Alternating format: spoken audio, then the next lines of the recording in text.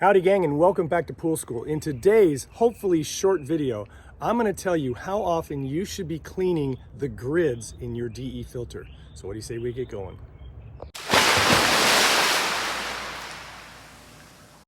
Alrighty, before we get started, I want to thank you once again for watching this video. Remind you to like this video if you do, subscribe to my channel if you've not done so already, and please share my channel with everyone you know who owns a pool. Also, don't forget to check out my membership website, poolschooler.com. It'll come across the screen here, poolschooler.com. It's full of exclusive members only content that will help you save even more money servicing your pool yourself. So go check that one out.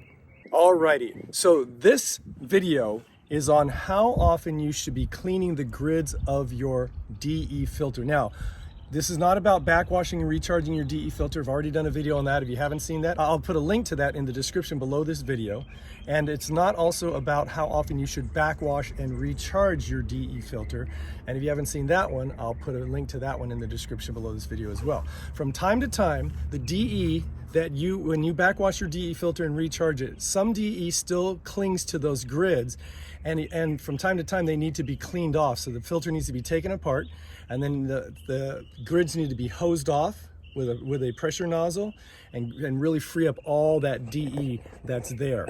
And that way you have a really efficient flow of your water, and you clear those grids off. So that's what this video is about. One thing to keep in mind, I tend to recommend that you have a professional come out and do it for a couple of reasons. Number one, they will do it right. Number two, and this is big, when they take the DE filter apart, they can also inspect the grids for any wear and tear and any possible weaknesses or tears in the grids, in which case they can replace those grids while they have it apart. And make sure if they do notice any wear and tear where it looks like a grid's going to tear, or that they look weak, or that there are torn grids in there, make sure that they replace the entire set. That's important. Make sure they replace the entire set and not just the torn grid, okay? Water seeks the path of least resistance. So when you if those grids are all the same age and you put just a brand new grid on one or two of them, and then you put the system back in there, the whole set back in, water is going to go through that weaker grid and tear it, and then you get to pay the guy to come out again